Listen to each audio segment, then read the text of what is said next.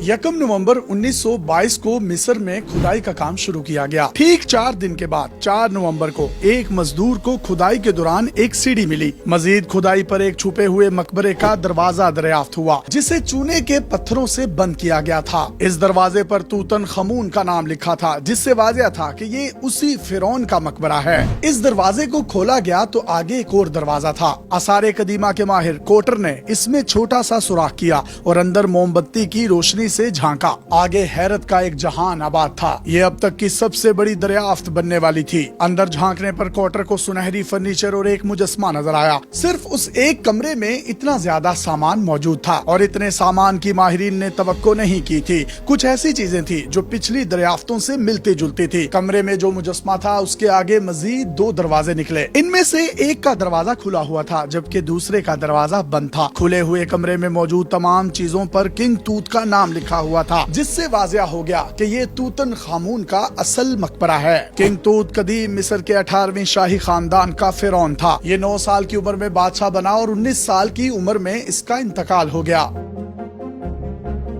आम फिरौनों को Kings valley में ऊपर की तरफ दफनाया जाता था, लेकिन इसका मकबरा जेरे जमीन गहराई में बनाया गया था। हजारों साल पहले इसके मकबरे में 2 बार चोरियां हुई, जिनके नतीजे में इसके मकबरे को पत्थरों से मुकम्मल तौर पर सील कर दिया गया। मकबरे को महफूज बनाने के लिए इसे मलबे से ढक दिया गया, ताकि आइंदा कोई इसमें चोरी ना कर सके। रामसेस पंजम और शशम के मकबरे इसके करीब ही हैं। जब ये मकबरे बने तो तामीराती मलबा किंग तूत के मकबरे पर डाला गया, जिसकी वजह से ये और ज्यादा नीचे चला गया। जैसा कि हमने पहले जिक्र किया था कि मुजस्मे से आगे 2 कमरों के रास्ते खुलते थे। एक में सामान पड़ा था और इसका दरवाजा खुला हुआ था। इससे यही लगता है कि चोरों ने जब चोरी की तो वो इसी कमरे तक पहुंचे थे। इससे आगे किंग तूत की तदफीन का कमरा था, जिस तक चोर नहीं पहुंच पाए। ये मुकम्मल तौर पर सील था। इसके प्लास्टर में सुराख करके अंदर झांका गया तो ये कमरा सोने से भरा हुआ था। फिरौनों के बानी मकबरों में चोरियां तवातर के साथ होती रहती थी। आसारे कदीमा का यही माहिर यानी हॉवर्ड कोटर ने बहुत से लोगों को बुलाकर एक मकबरा खोला। उसे उम्मीद थी कि अंदर से बहुत कुछ मिलेगा, लेकिन जब दरवाजा खुला तो अंदर कुछ भी मौजूद नहीं था।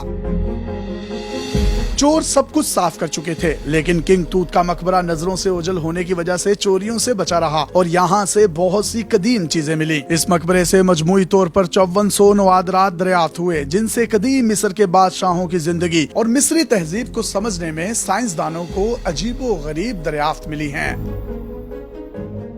किंग तूत के मकबरे से जो चीजें दरियाफ्त हुई उनमें से सबसे मशहूर डेथ मास्क है। ये सोने से बना हुआ मास्क है जो किंग तूत के चेहरे की शबी है। इसमें तरह तरह के जवाहरात जड़े गए हैं। इस मास्क की लंबाई 21 इंच और इसका वजन तकरीबन 10 किलोग्राम बनता है। इसे देखकर यूं लगता है कि किंग तूत के चेहरे पर दाढ़ी होती थी। किंग तूत की मम्मी को खोला गया तो उसकी रानों के करीब से 2 खंजर भी मिले। एक खंजर लोहे का था, लेकिन ये लोहा हमारी इस दुनिया का नहीं था। ये खंजर उस लोहे से बना था जो आसमान से गिरने वाले किसी शहाब साकिब से हासिल किया गया था। इसका हैंडल सोने का था, जबकि दूसरा खंजर मुकम्मल तौर पर सोने का था। मुजस्मे से तूतनखमून के कपड़े भी दरियाफ्त हुए। इन कपड़ों और ज्वेलरी को लटकाने के लिए खसूसी मुजस्मे भी मिले। किंग तूत नामी इस फिरौन का वार्डरोब बहुत वसी था। इस वार्डरोब में सैकड़ों लिबास और जूते शामिल थे। यहाँ तक कि इसके मकबरे से इसके बचपन के कपड़े भी दरियाफ्त हुए। इस फिरौन को 3 ताबूतों के अंदर सपुर्दे खाक किया गया था। ये ताबूत एक दूसरे के अंदर बने हुए थे। मुश्तरका ताबूत का वजन तकरीबन 1250 किलो है और इसे लीलन के कपड़े में लपेटा गया था। इस नौजवान फिरौन का जिस्म इस तीसरे अंदरूनी ताबूत के अंदर मौजूद था। दीगर चीजों की तरह उसका डेथ मास्क भी इसी तीसरे ताबूत के अंदर से मिला।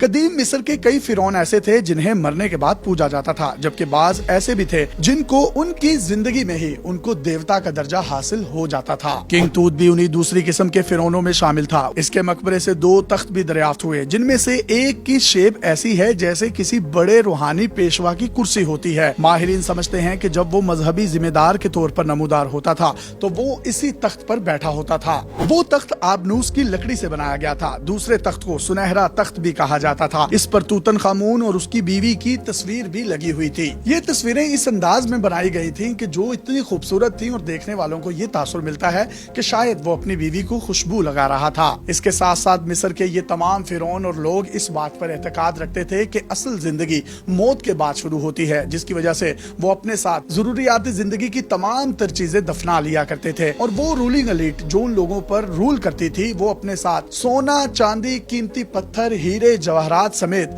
हर उस चीज को साथ ले जाते थे जिनको वो लाइफ आफ्टर डेथ कॉन्सेप्ट के तहत जिंदगी में इस्तेमाल कर सकते हैं। इनमें से अक्सर चीजों को मिस्र के आसारे कदीमा के म्यूजियम में मुंतकिल कर दिया गया है, जबकि किंग तूत की मम्मी आज भी उसी मकबरे में मौजूद है।